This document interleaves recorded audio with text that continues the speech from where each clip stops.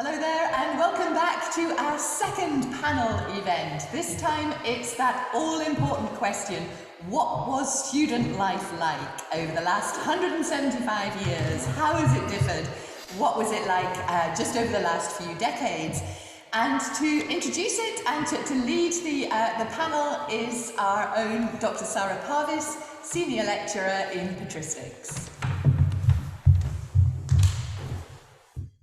So good afternoon, everyone. This is student life, and we promise to be the life and soul of the party, because our students are the life and soul of New College.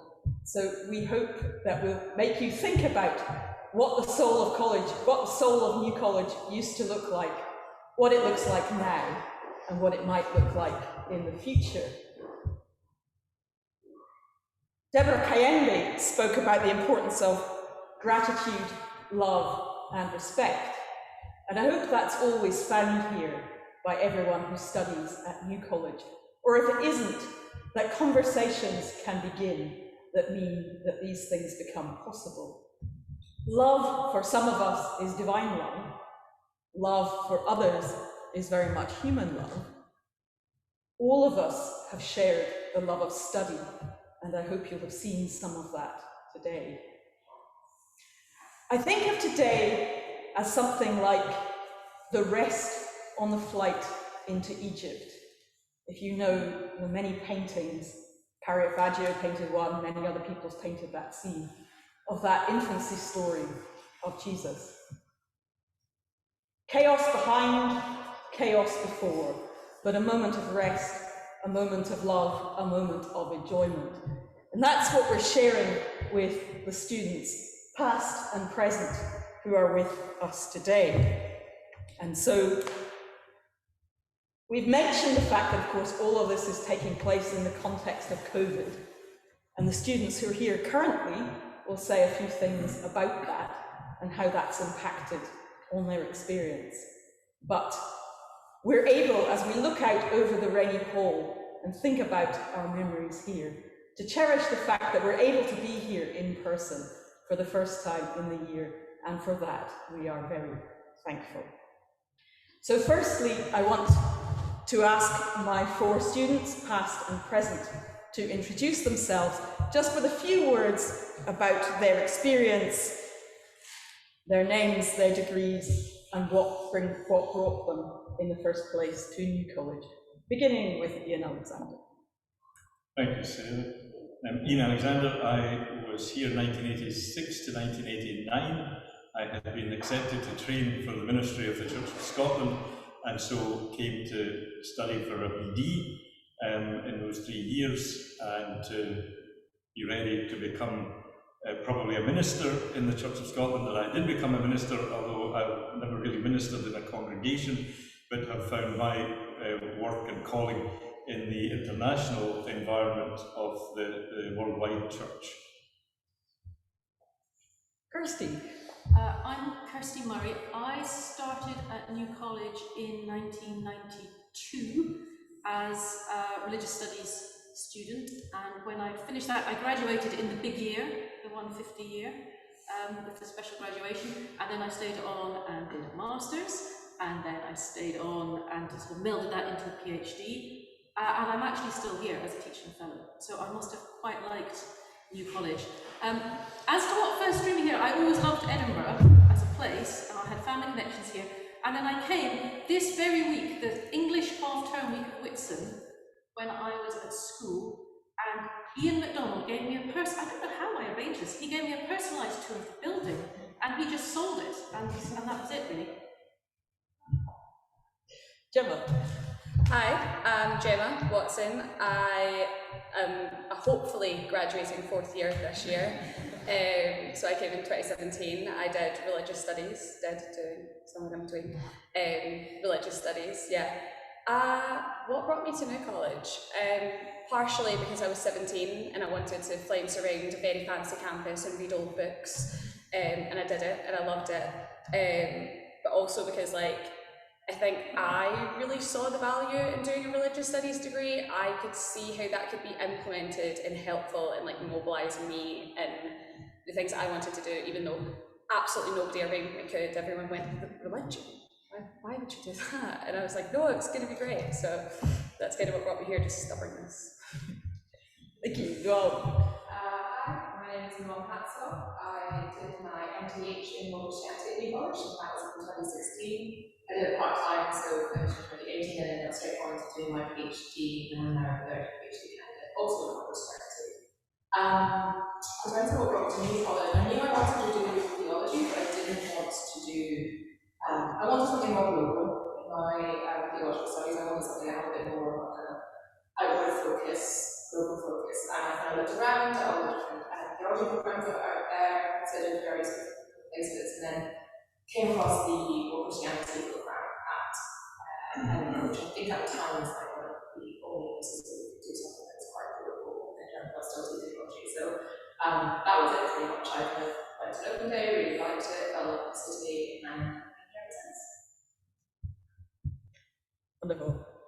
So, as you all look out into the Rennie Hall, and Ian, you were here in the 80s, Kirsty, you were here in the 90s, I joined you towards the end of the 90s when we were PhD students together, and we were here both during the noughties as well, I suppose, and then Gemma and Nuam, you've been here over the last 5 years or so.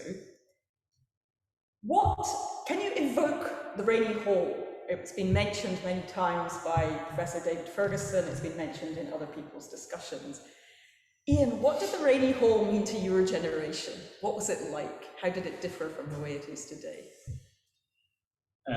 Of course, there were the benches, the long trestles, and I remember a Thursday particularly after lunchtime communion, we would bring whatever bread was left over and come through here.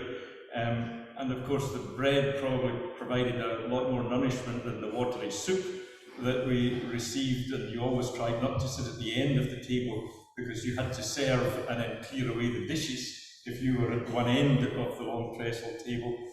So those were some memories, and of course one lecturer, professor, would say grace at the beginning of the meal, and if it was Johnny Gibson who had an anathema to a psalm being followed by a doxology, it would end with Amen. If it was John O'Neill, it would end with In Christ's Name. And if it was Duncan Forrester, of course, it was that wonderful prayer that we've all used for food in a world where many are hungry. And so the different theological styles of the professor sometimes came through in the graces. And then, of course, we had balls in here at the end of term, and wonderful German students and enthusiastic ate some reels that they had no clue what they were doing, and trying to get everybody in the right direction at the right time.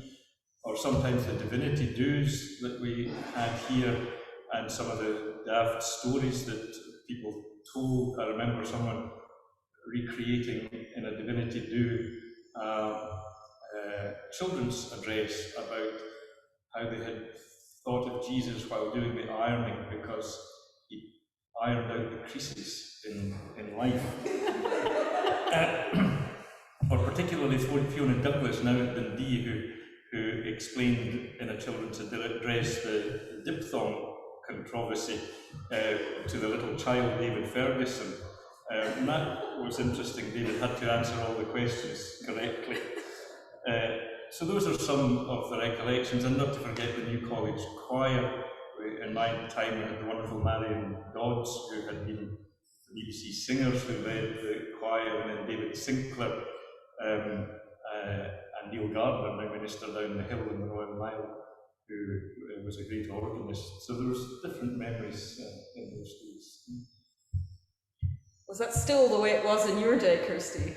Watery soup, does that ring a bell? The soup, the slightly iffy food brings back memories. And the benches. I remember perfecting a little spin so that you could get out mid-bench to collect something or get back in again without falling over and just turning in, having to get everyone to move off, which was also embarrassing. I also remember that on the days when it wasn't a special day, that you could just come in and you could catch someone's eye who you just maybe slightly knew, and people would be willing for you to sit with them. And it was at that time a lovely collegial place where you could just you could talk to anyone. and that was lovely. I remember my very first Christmas dinner here, and I remember booking up, and I remember signing up for the vegetarian option and being very pleased that they had one. And the kitchen staff, who were not the newest on the block, appreciating vegetarian food. I thought, this is great. And then when I arrived, new little first year, who knew a few people, but not that many, discovering that there was a special table for the vegetarians. We were down on it, which was quite surprising for someone who's a little bit still unsure. But then it turned out that everyone at that table was really nice. So it was fine. And at the end, we sang Adeste Fidelis, and that blew my mind. That we were an amazing hall having this Christmas dinner and singing in Latin. So that was all lovely in the formal side. And then I do remember, and Sara and I were talking about this earlier in the week, organising, when we were postgrads, a couple of Christmas parties in here for postgraduates who are here with children over Christmas, including, and Jay will remember this too, organising a snowball fight right across this room with paper snowballs and blowing my whistle for calm at the end. We've had some amazing times in here. You forgot Paul as Santa. And Paul as Santa in his grotto. Yes. Which had been made by none other than the wife of Professor Stuart J. Brown. Her day job was teaching about Egyptology to school children, and so she came and produced a Santa's grotto, which was a slightly modified version of an Egyptian tomb. Because the servitor, Tam, had used to come out and just give everyone the presents. But when Paul inherited that job, he was a bit shy, and so we figured out this would be better in a grotto. So the grotto, the snowball fight, the whole operation. Gemma, what are your memories of the Rainy Hall? Yeah, definitely some parallels, but very, very different. Also, just have to say, I miss the long benches so much. They were here in part of my day, and I miss them so much. They were so regal. Coming in on, like, you know, you do your little tour around New College on your first day, you get your introductory talk, and you get your little tour. And we finished our tour and we came down and we sat on those big long benches, absolutely everybody. And it just so happened that the three people that happened to sit next to me got stuck with me for the next 4 years. Very first day they just got sat next to me, bad luck, stuck with me. So yeah, just like meeting all of my closest friends here and coming in and seeing them, but also like the diversity of like people here, because like your experience has obviously been very theological and very faith-based. And I know that it still is that for a lot of students at New College, but that's not my personal experience. I don't come from a faith background myself. Obviously, very interested in theology and religion and all of those things, but not actively with a faith background. So I would come in kind of after my weekend antics at 18 years old, moved out, new city, I'd go out and do all my antics, and I would come in and I had this 2-hour-long break with like some peers and students who were like very theological, very faith-based, and they would go to band nights at their church every weekend. And then they would come in on Monday morning and we'd have this 2-hour break together, and we'd just do a kind of confessional where they would go, Gemma, what did you do this weekend? And I'd be like, oh no, and I'd need to tell them, and they were so open, and they were like, ask us anything about our faith and we'll ask you about your weekend, and kind of got exposed a little bit. Some of my sins were out there, but for the best. Yeah. Is that your experience, Mum, as well? No, I tried to avoid all the theological conversations as much as possible. I went to do theology, I didn't want to talk about it very much. No, I think similar to what everyone was saying, just like the sense of like, especially like the collegial atmosphere, and just like, because New College is so small, you can get to know pretty much everyone, right? So it was just so nice that you walk into Rainy Hall and you can sit down and have lunch with like your course mates, sometimes your supervisors. It's just really nice to kind of just like have that like lunches, just getting to know people in a more informal setting rather than just in class. And yeah, I guess my other memories in Rainy Hall. Just a lot of like, I know like some of my friends who love to get into these big theological debates, and I would just be kind of like just trying to get my pasta and then leave. I don't want to be thinking about Trinity right now. That's not to do about. But Burns night, that was fun. Burns night was amazing. I remember being very impressed with the reading of the Old Testament. It was great. I don't know what was going on. I'm like, I really am in Scotland. Like, we don't do this. Remember we did a pub quiz. I think it was the student committee that organized it. I can't remember, but being as close as possible. That was really fun because me and the younger at the time as a maths student, we'd all got together and we put together a team, and then we got absolutely trounced by some undergrads. I remember humiliation.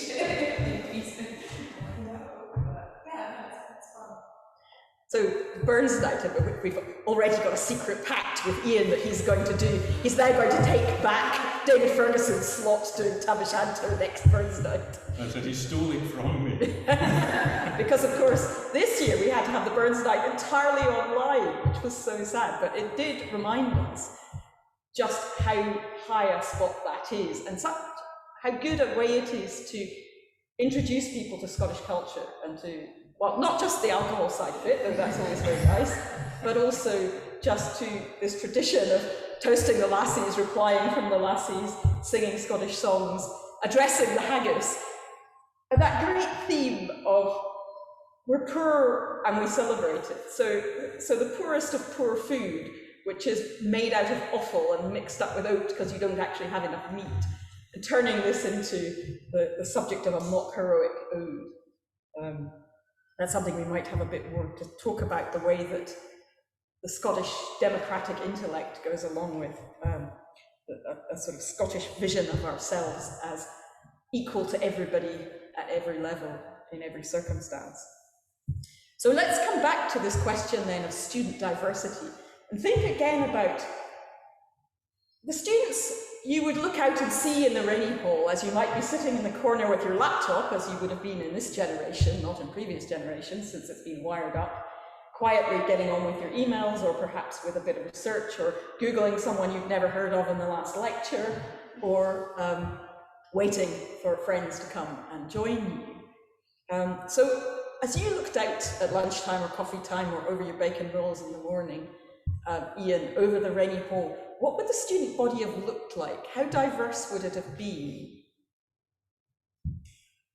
Not as diverse as it might have been or is today. I would have, thinking back, we were probably mostly, or the majority, divinity students. They were beginning to get more and more religious studies students in by the mid-80s when I came. There were increasing numbers of women training for the ministry, and so there was a diversity there. You had international diversity, which was great because we had the large cohort that came every year from Germany alongside the Tübingen Exchange. The other German students who came, there were international students, Americans, but there were also students coming from Africa, from Asia, from other parts of Europe. And one of I remember a student from Hungary coming here, now that would still be before the wall fell, Peter Bala, who then came back later, and I've been lucky to be involved since with that scholarship from Hungary, which now dates from 1865 with the Free Church here, and is continuing. So 156 years of scholarships going on with the Church of Scotland, with the Hungarians, the Waldensians, other parts of the world that Elijah and others mentioned this morning. And so, not as diverse as it could have been, but some diversity and some international and ecumenical connections. I think Sam Wells, now down at St Martin's in the Fields, was a student when I was here, and we had good connections with Coates Hall and the Episcopal students. So there was some interaction there. There were more Catholic students coming as well.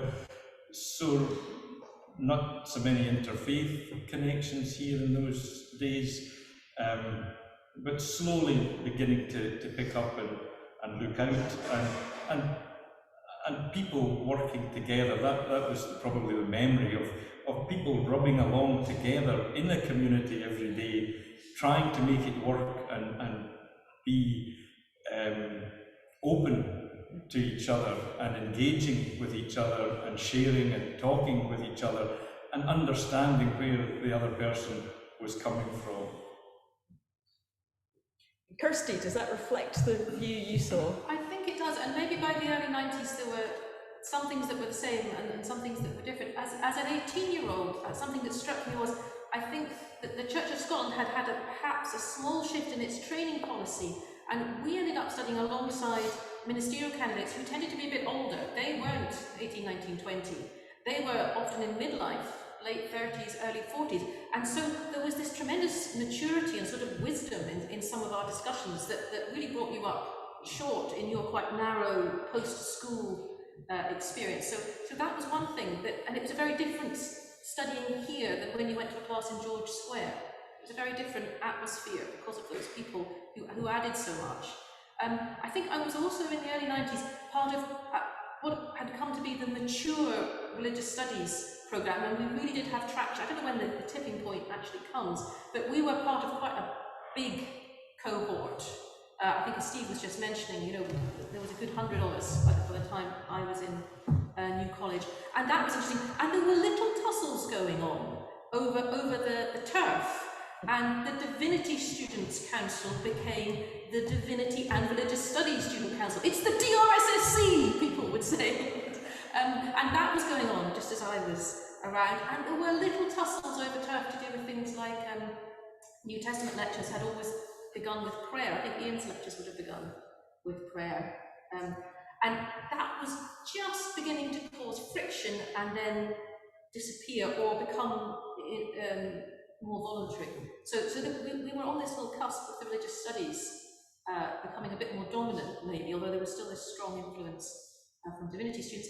And then the centre for the study of Christianity in the Western world was also a big factor in life. And as I moved on and did a master's there, the community there was absolutely amazing. Our coffee times, our social interactions, Liz Leach and Margaret Acton and their coffee breaks, the proper coffee, the cake.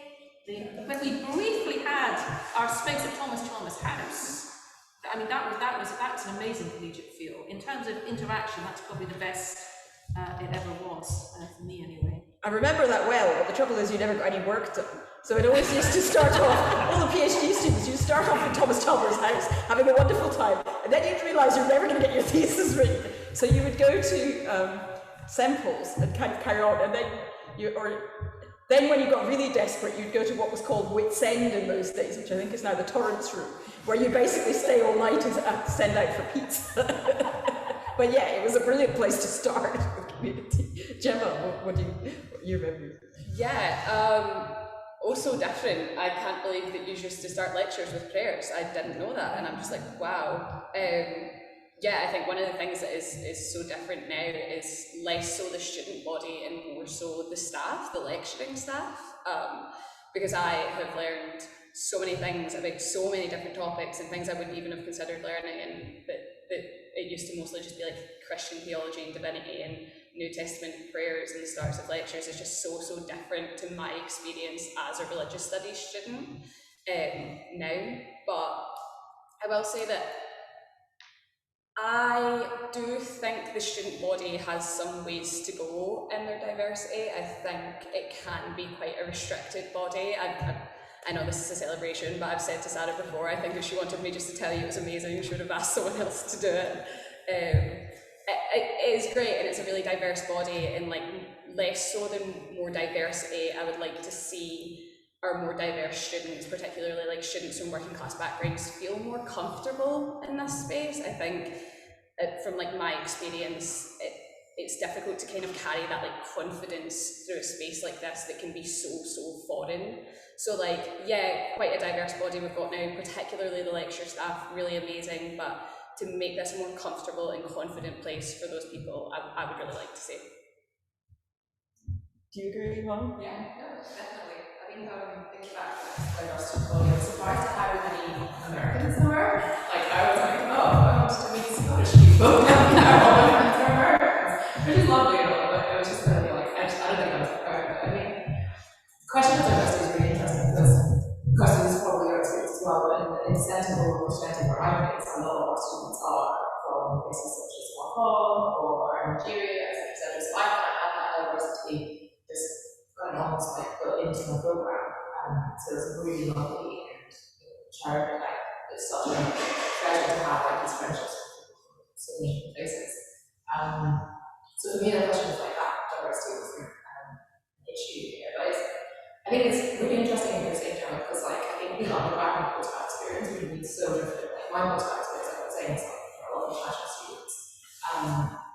I don't know, because I didn't know about it, so I don't know what it would be like as an undergrad, but that's a really good point about it. I think it is really different, just in speaking to you, that I've gathered that it is like a very different experience being an undergraduate, because 18-year-olds move across the country and they gravitate to people that are like themselves and they want to be in familiar territory, which makes it a bit kind of separated. And I think that's the thing that you miss a little bit as like a mature student who is already confident in their academic abilities and things like that. Well, I know Deborah Kaimbe has just the plan to make all this happen in the next couple of years in her job as student rector. So, favourite things you've studied, the academic side of it, favourite ideas, maybe not even in a class, or any teachers' courses or even seminars that you want to mention as being particularly inspirational, particularly interesting. Just to pick up something, Gemma, not only did we often start with prayer, but the prayers, I remember rightly, John C. O'Neill, his prayer was usually a summary of the conclusion of the lecture. So if you listen closely to the prayer, you might not need to actually pay attention to the course of the lecture. And Alan Lewis, whose prayers were just a magnificent summary of all that was to come in the next hour. I mean, they were just glorious, some of these opportunities. But the learning was fantastic. I also came from a working class background, and it was all a bit surreal in a sense, coming to this glorious building on the mound from rural Galloway. But the support, the teachers engaged, and they offered support and encouragement, and really worked with some of the poor material they had to work with sometimes. But I remember things like PT1, where we went round lots of different churches and Practical Theology 1. And you went round different, you saw how things were done differently in different places. There was interfaith opportunity. You spent a week at the Royal Infirmary. You get lots of different input to see how people did things differently in different places. Jay Brown spoke earlier about that young lecturer. I think I was in his very first cohort when he taught Christianity in Scotland. And I think he did it very well all those years ago, 35 years ago. But we had wonderful people. Ruth Page, who many have mentioned already, but I mean a great sense of fun with Ruth, but also a pastoral sensitivity. She came all the way down to rural Wigtonshire to my licensing, which they still did in those days. I'm so old, they did the license you to preach the gospel then.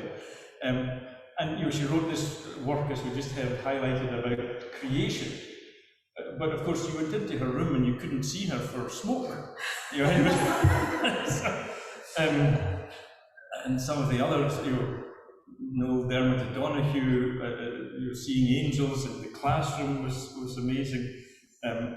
Duncan Douglas Templeton telling you that the opening of the book of Corinthians was basically Paul saying, "Hello, hello, it's Paul here," and that was how it opened.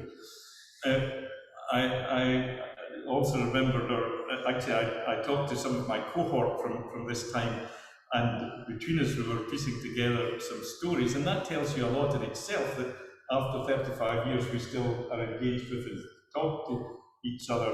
And of course Emma, who chaired the earlier panel, she'll probably want me to emphasise she's much younger than I was, but she was here at the same time. But John Gibson had a wonderful thing that he said. It always amazed him that those who had a literal view of the Bible still expected to fly to their holidays without bumping into the firmament. And I just thought it was brilliant. Mind you, he turned up late to critique my sermon in those days when a professor came out to critique your sermons when you were training for the ministry. So he missed the sermon. So I still think that's probably how I passed. But people like Andy Ross with that Southern Africa experience, and Duncan, of course, with his India experience. You're bringing the World Church in an international environment as well. of course, there were these young theologians who had just been appointed. What's their names? David Ferguson, Susan Harman-Moore, Bruce McCormick were all just here.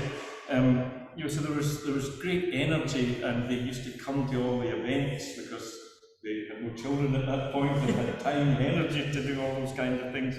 But these are some of the great memories. I do remember one thing. I can't remember why we moved all the busts, and then nobody could remember which one went back on which pedestal. So I don't know if anyone has ever corrected that to check whether the people sitting on the pedestal are actually the ones that are supposed to be on that particular pedestal.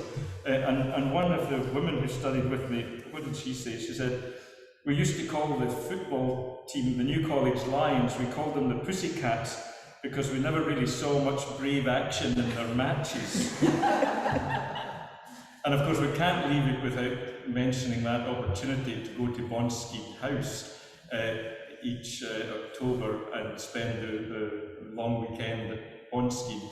And one of the years where John Harman-Moore, I think it was his first year, had gone on a big long walk and ended up directly opposite the house, but on the other side of the river. And not wanting to make all the walk all the way back round and find the bridge to come back, he decided it would be wisest to throw his clothes over the river and then wade across. Unfortunately, his clothes didn't make it across the river and were last seen heading downstream. I'll stop there with another panelist. To be continued.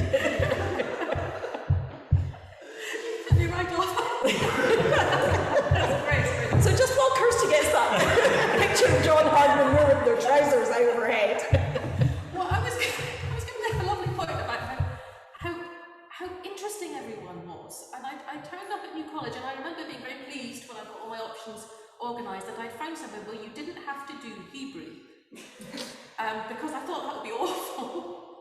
And then I sat here in the Freshers' Week, and suddenly I was convinced that I really ought to do Hebrew because it would be so interesting. And that kept happening. Things I thought wouldn't be for me or wouldn't be interesting, I would get drawn into. And Nick Wyatt's discussions of ancient Near Eastern religion, which I have to say I don't really remember the detail of it anymore, but the presentation of it was so amazingly engaging, and we were all wrapped in these inscriptions that were only a sentence or so long, and how he was expounding those. And that kept happening again and again. You would turn up for something that you weren't sure whether you were going to like, and it just opened up a whole new world that you never thought would be for you. I mean, in the end, I was drawn towards ecclesiastical history, and Jane's amazing slides in the days when you had to click through and hope that she didn't drop the dispenser on the way in or something like that and lose the order. And that was amazing. That opened up a whole new world in the days when audiovisual was just like the most amazing thing ever if you saw a slide. And Jane had slides every time, which is like brilliant. And the rest of the ecclesiastical historians were always my favourites, especially Andrew Ross, who I ended up doing my PhD with, and then the central people too. I would have to mention Andrew Walls as being a great influence later on. But I'll let the younger people have a go at what they enjoy. So Gemma, what courses do you remember? What people do you remember? What excited you most intellectually? I'm honestly getting so envious sitting here because I'm listening to all your really great anecdotes, and our our time here has been kind of cut so short. But yeah, I've taken some amazing classes that I absolutely loved. One of the first classes I ever took at New College was Joyland's Religion, Violence and Peace Building, which I know is an absolute crowd favourite and everybody loves it. Super interesting, absolutely loved that one. Ironically, given the religious studies degree thing, not much of a reader. So I took a class, and I could not for the life of me tell you who took this class, but it was a ethics and society class. And in our tutorials every week, we didn't have tutorial readings. And we would go every week, and people would be given the for and the against, and we would have just like a debate topic about can this ethical conundrum work? And I absolutely loved it because I didn't have to read and I got to debate with people. It was just the best thing ever, and I was just so excited to go. And I remember thinking what a lovely break it was. because you'd like be doing all these readings and you'd be talking about these really like intense, like intellectual, like theological things, and spending hours rereading the same text to see if you could finally make sense of it this time. And then I would go into this class and we would just have a wee debate, have a wee discussion. And like I said, so many different people at New College, like it's such a crowd of like incredibly affluent, private school educated, and then like very religious people, and then international students. So we were talking about these ethical stances, and I was going, oh my God, you really think that? Because everybody's stance on it was so different. Also, honourable mention, Arkaton's Hindu traditions class, I think the absolute best, the one that I could talk about the most, because like my time in honours has been so unusual, and I don't think I could talk about my honours classes the same way I could talk about my first and second year ones, because we didn't have those tutorials and that in-person learning and that talking in the corridors and those things that are so important. But yeah, Arkaton's Hindu traditions class, absolutely loved it, found ways to talk to everybody about it. Just really interesting, and even through COVID was able to really engage with that, so it's great.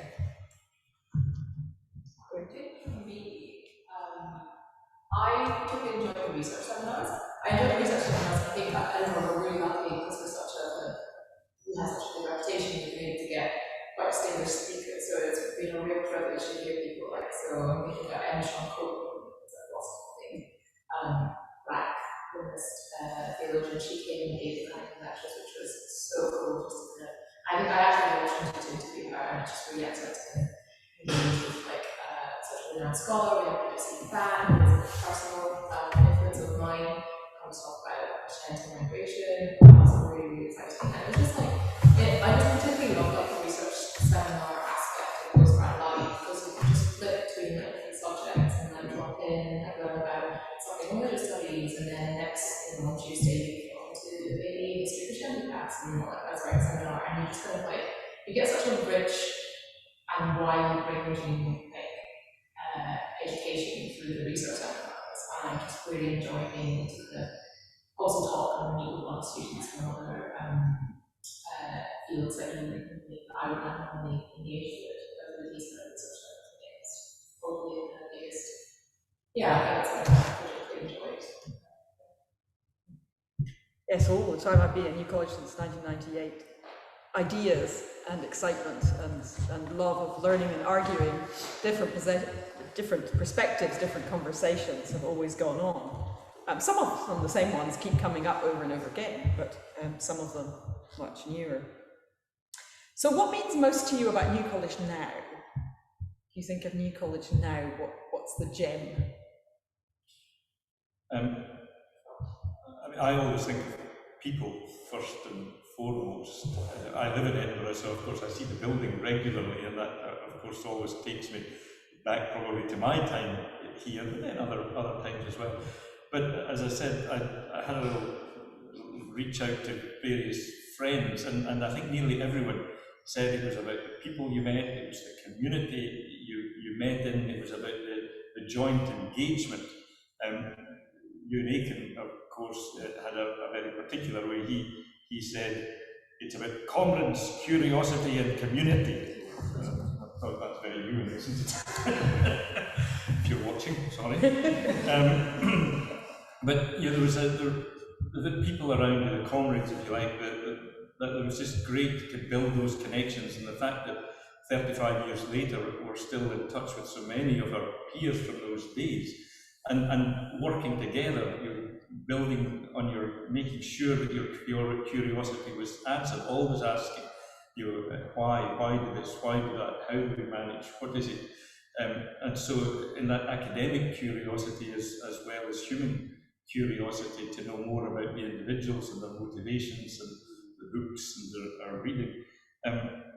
And the community aspect, I mean, sitting here now, we see it's a diverse group of people who are here, but that diversity is a strength of the people who engage with, talk with each other, do academic inquiry together, overlap, share their thinking, challenge each other. So I think those are some of the keys for me in thinking about New College. A couple of anecdotes just came back to mind, which was when you were saying about the fun and the nonsense. One of the divinity dues I remember we did blind date, and Andy Ross was the candidate looking for love, and he had to pick from these three candidates behind the screen. He was probably very mistaken in what he picked, but we won't go into any of that. But just those kind of experiences, the rich theological tradition, the rich teaching, the engagement with each other was really important. So I think first and foremost, people are what make me feel at home in your college. Kirsty? I think so. This week is about the building because we're thinking about the laying of the foundation stone, and yet we've managed without the building for over a year. So New College is obviously more than the building, and yet being here together and being able to interact in social space, it turns out, was really important to us. So I think the community is important, and the actual physical togetherness is important. And I think also, you're absolutely right, Ian, that it is about the people. But I was also, the building in a sense has been transient this year, and the people are transient. People keep moving on, and when I count the people who are still on the paid staff, I mean, there are people here who have gone on to better things, but I think there are 3 people who taught me when I was an undergrad who are still actually paid to teach right now, and yet the enthusiasm and the spirit of New College is still going. So there is something that is passing from generation to generation as well. So there is something intangible about New College that so far we have managed to keep passing on. I think that's really interesting. Gemma, I'm aware this is torture for you because you're just hearing, you got one real semester for your ONS class. But what means most to you about New College now? Sorry, it was a good semester. I remember it fondly. What means the most to me about New College? I think you're really right when you say curiosity is at the heart of it all. Definitely for me, I don't think anybody goes into theology and religion for the money. Definitely a thing that you have to do just because you love theology and religion, and people ask me so often why I do it, and I'm like, there is truly no other reason to ever do it than if you really, really want to and really enjoy it. So yeah, just coming in, back to different courses and stuff, at the exact same, I've always been so surprised by what interests me. I would take classes that I would think probably wouldn't really be my cup of tea, and then that would end up being the thing I carried through with me, and I'd be I really didn't anticipate that I'd be so interested in these things. So yeah, just curiosity, learning. I think there's something really interesting, particularly about being theology and religion, and this being the school of that for 175 years, is that there's something very consistent about theology. So the way we study is different, the things we take from it are different, the approaches to it are different, but the material largely stays the same. So I think there's something very, very interesting about that 175 years, someone was reading essentially the same material and in such a different way and with such a different interpretation. And I think that's something quite unique to theology that they don't really have in social science or engineering, because those things change so much. So I think that's a really fun parallel for me to think about.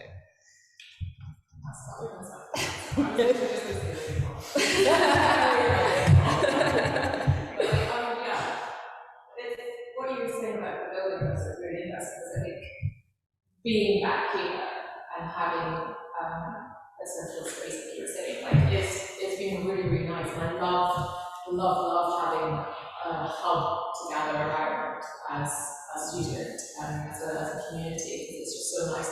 I think we were talking the other day about how not many other schools in Edinburgh have, university have this hall that you just have to have events in, to have people with meetings, all that kind of stuff. So for me, I really missed being in the building where people got to be around.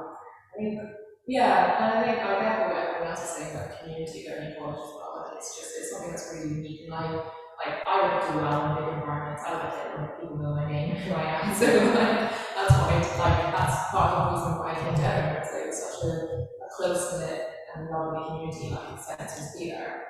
It's hard because it was like, you know, quite small, or open space, and a little campus. It's just, it would be real strength, I think, to. Great. Well, to finish off with, so you can go on a little bit because we've got a little bit of time. Looking forward, I mean, at the 150th anniversary, they produced this book, which includes a chapter by Andrew Ross, Kirsty's PhD supervisor, on student life, and it was co-edited by my PhD supervisor, David Wright. So there's a sense in which every time we celebrate one of these 25 years, we're looking forward to the next one. We're thinking, we're putting down a marker. This, of course, will be the COVID one, we all know. And I hope this session will have given a bit of a sense of just the resilience that the New College community has. You know, people need to remember, nobody's been in this building. Gemma's had 1.5 years of honours classes without being able to properly meet, and the entire last semester with everything online. Nuam, like other PhD students, has been cowering up in the Torrance room, is it you're in? Samples, you know, sort of creeping around with a face mask on, and as members of staff have as well, you know, sort of pushing the rules to the absolute limit as to where we're allowed to be and when, but not going past them, of course. So when we pass, as it were, the digital record of this on to the 200th anniversary in 25 years' time, well, they'll be looking back at all this and thinking, gosh, what do you want them to think? What do you want to pass on to them? What must New College do to keep its life and soul? Yeah. Don't stand still. Constant movement, change, innovation. In my work, people in my department have just produced a report on artificial intelligence, saying how does the church engage with this? How does the academy engage with artificial intelligence? And rather than answering the question, they're saying that AI has an impact that we as a church have to see where it is in the narrative of redemption and reconciliation and how we be the people of God in the present day. But that applies to the whole realm of the world that we live in. How do we keep that curiosity alive? We've heard over the course of the day about all the innovations that have come from different people at different times, from the very inception of New College, you know, to the early lecturers and the new kinds of subjects that have been looked at over the past 175, past 50 years. But what are the new subjects that we need to keep thinking about? How do we keep that incisive questioning that a theological faculty needs to interrogate the world at large with, to try to make sense? You know, we may be in a culture where churches are not necessarily all that full, but I think we're also in a culture where people are asking a lot of questions. And how does somewhere like New College engage with those questions and help to equip people who can go out into the world and discuss these issues clearly and bring some kind of responses from the theological and the academic into a world where people need to have some new ideas and fresh thinking? I think we need to make sure we continue to develop the idea of community, that has to be at the heart of everything you do, whether it's virtual, as it's been Gemma's misfortune sometimes, or mixed fortune maybe to experience. But how do we continue community when we can have it in person, or when we have people dispersed? Because that, from my experience, I think from others, that community is an important aspect of who we are and what we do. And how can we keep looking out, not just to Edinburgh, but to the world beyond our own knowing. And that's one of the things that interests me, because we've got a history of bringing students under scholarships from the Church of Scotland, and I welcome the Edinburgh University's change to the scholarship fee structure for sponsoring institutions, which is a phenomenal blessing to us in terms of supporting our international students to come to Edinburgh. But that also is an enriching aspect of people coming from all parts of the world to engage with the Academy and be part of not just the thinking part, but the experiential part. 20 years ago, the Church of Scotland decided to do South-South scholarships. And that's all very well for an education, but it's no use if you want to encourage a cultural engagement with people and get them to feel some kind of affiliation with Scotland, just as we heard that people like John Gattu and others came here in years gone by.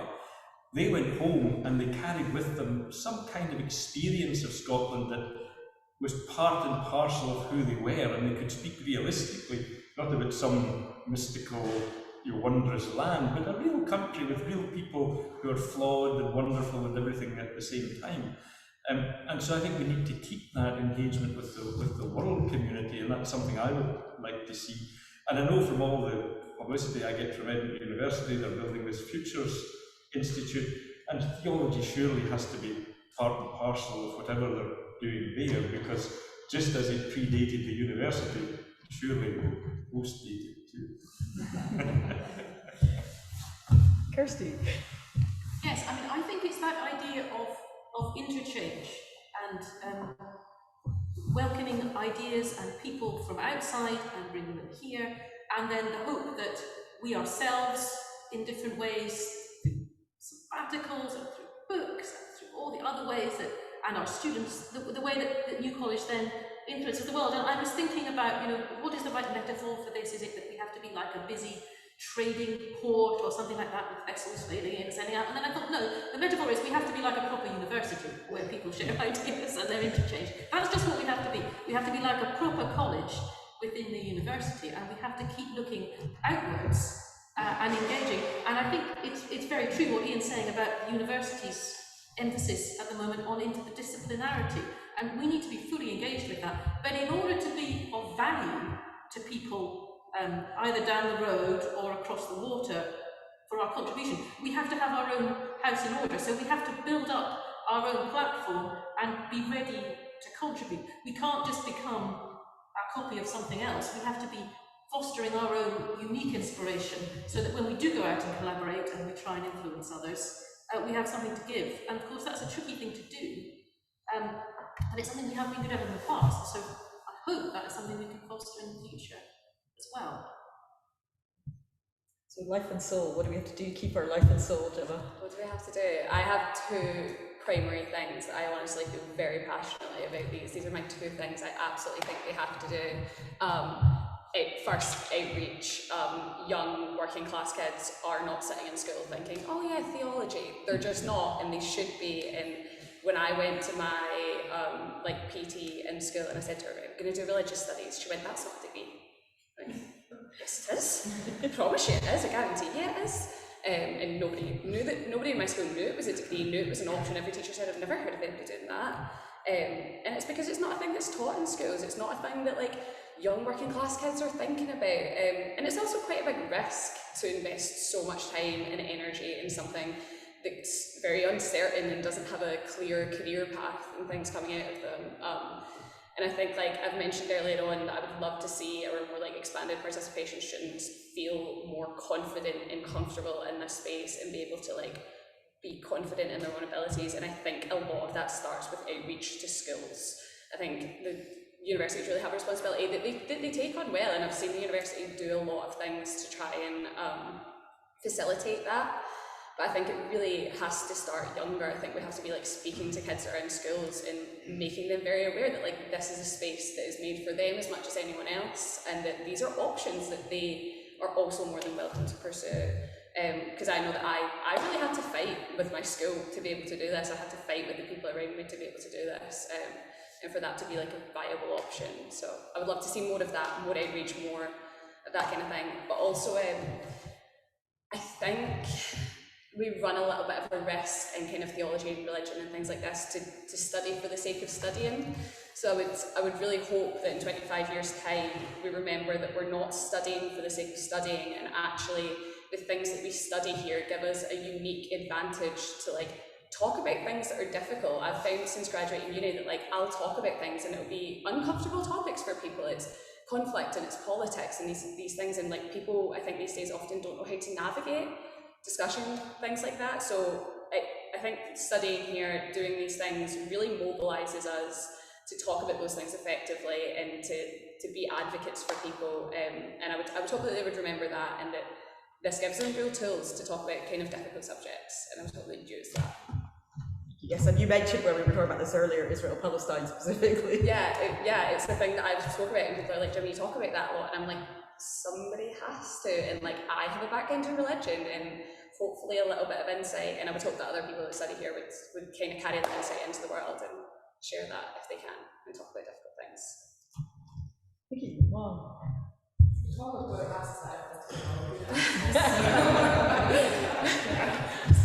But the answers are endless. I guess something that I think about when thinking about community is, I think we should definitely work consistently to keep the element of community and pastoral care that I have enjoyed here.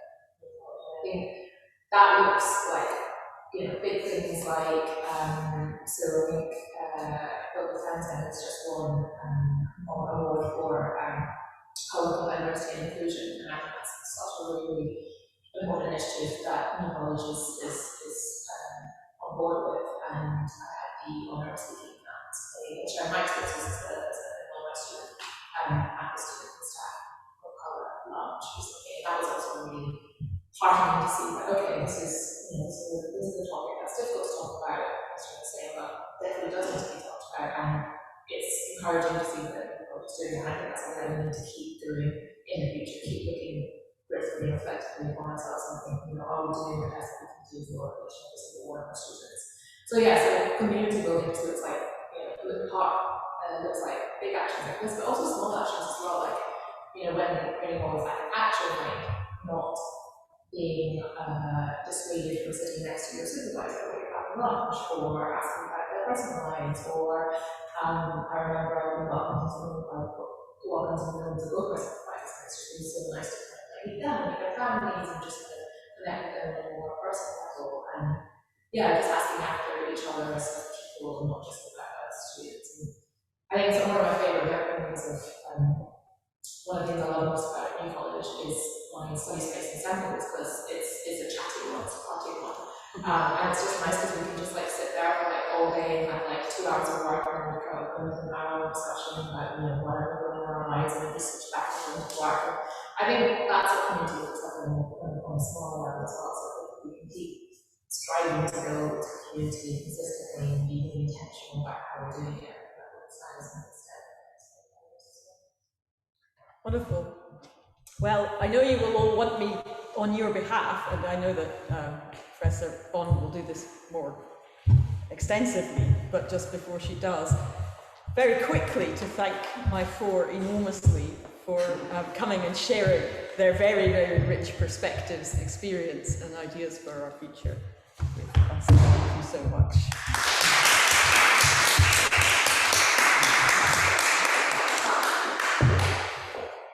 Do we stay or do we disappear? If I can move in 2 meters from people, I think it's okay if you stay. Thank you, everyone. Thank you, Ian and Kirsty and Gemma and Nuam and especially Sara for chairing. I really could have listened to that for twice the time. It's absolutely amazing. Someone sort of vintage around about here. It was so many parallels with my own time at university. So all that remains now then is to thank everyone, to our speakers, to our panelists, to our rector, Deborah Kayambi, and to all of you, of course, who are supporting us on Zoom. You've been very patient and you've put up with the technology. And especially here to our tech gurus, to Amanda, Rory, Matt and Jenny. You can't see them because they're all behind the screens and the camera, but if it wasn't for them, we would all just be talking to one another. And And most of all, and he's had to go already, but he has another Zoom appearance somewhere in the States, I think, at a conference. But most of all to Professor Stuart J. Brown, who, with characteristic thoughtfulness and precision, has brought the whole of the day together. And I think you'll all agree that the choice of topics and the variety between speakers and panelists has really been great. So I'm sure I'm not the only person to have felt really humbled by today. I am really proud to be part of an institution with such an illustrious past. Of course, the site has royal connections, as we heard earlier. Perhaps more importantly, though, the college was forged out of concerns for equality and inclusion that are still at the heart of everything we do today. It's been really interesting to hear from the experiences of staff and students. So thanks again to everyone who's made today such a success. We've recorded the lectures and they're going to go up on the website soon. So if you missed any of it, please have a look there. And don't forget, of course, to have a look at the online exhibition. And send in your stories. Hopefully the last panel in particular has reminded you of some of your own stories in the Rainy Hall or wherever else, maybe some of the social events that you remember, or some of the lecturers that you remember when you were here. So we'll be back with more 175 events in the autumn, but until then, thank you very much for joining us and have a lovely summer. Bye-bye.